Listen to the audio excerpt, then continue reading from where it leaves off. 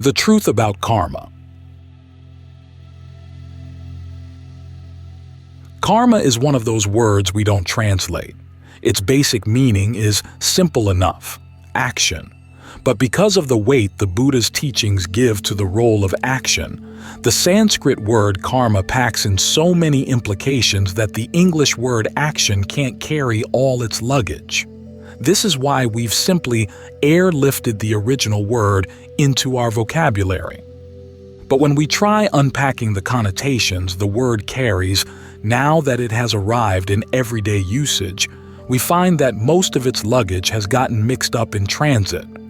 For most people, karma functions like fate, and bad fate at that, an inexplicable, unchangeable force coming out of our past, for which we are somehow vaguely responsible and powerless to fight.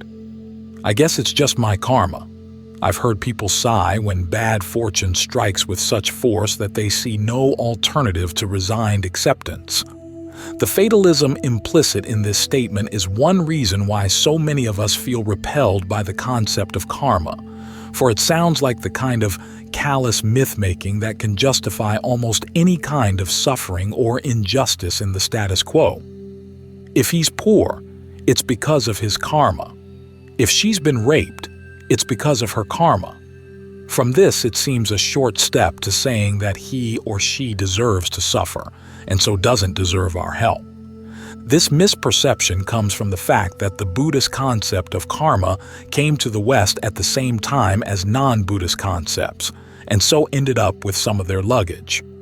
Although many ancient concepts of karma are fatalistic, the early Buddhist concept was not fatalistic at all. In fact, if we look closely at early Buddhist ideas of karma, we'll find that they give even less importance to myths about the past than most modern people do. For the early Buddhists, karma was non-linear.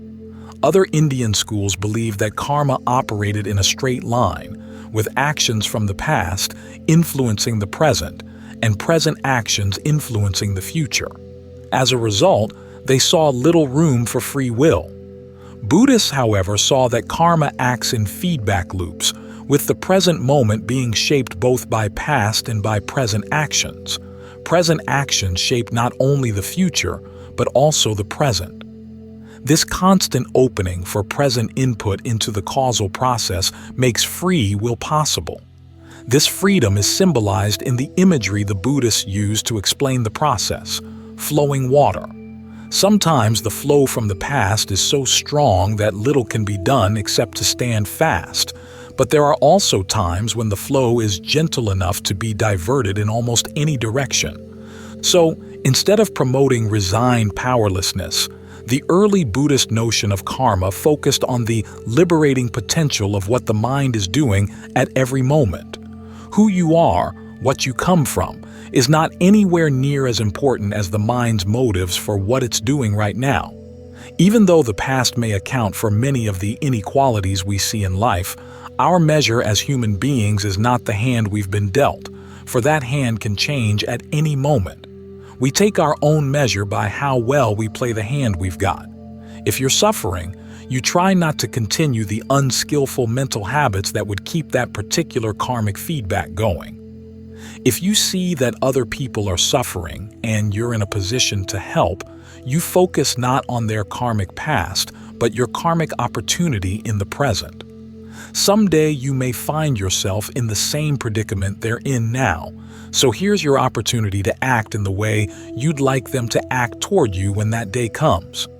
This belief that one's dignity is measured not by one's past but by one's present actions flew right in the face of the Indian traditions of caste-based hierarchies, and explains why early Buddhists had such a field day poking fun at the pretensions and mythology of the Brahmins.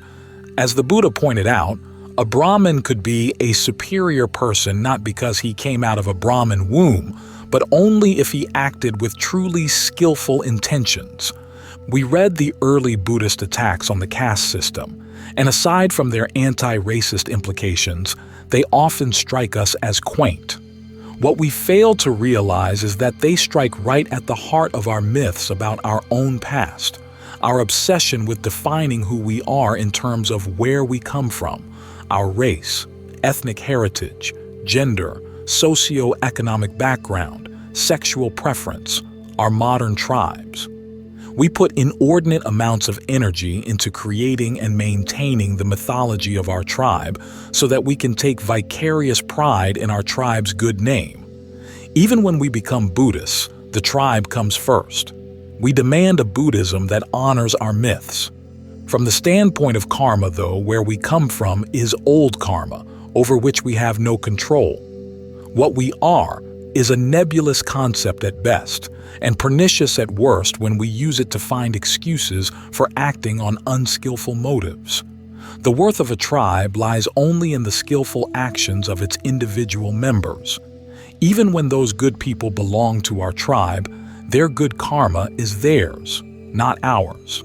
And of course, every tribe has its bad members, which means that the mythology of the tribe is a fragile thing. To hang on to anything fragile requires a large investment of passion, aversion, and delusion, leading inevitably to more unskillful actions on into the future. So the Buddhist teachings on karma, far from being a quaint relic from the past, are a direct challenge to a basic thrust and basic flaw in modern culture. Only when we abandon our obsession with finding vicarious pride in our tribal past and can take actual pride in the motives that underlie our present actions, can we say that the word karma, in its Buddhist sense, has recovered its luggage. And when we open the luggage, we'll find that it's brought us a gift. The gift we give ourselves and one another when we drop our myths about who we are, and can instead be honest about what we're doing with each moment, at the same time making the effort to do it right.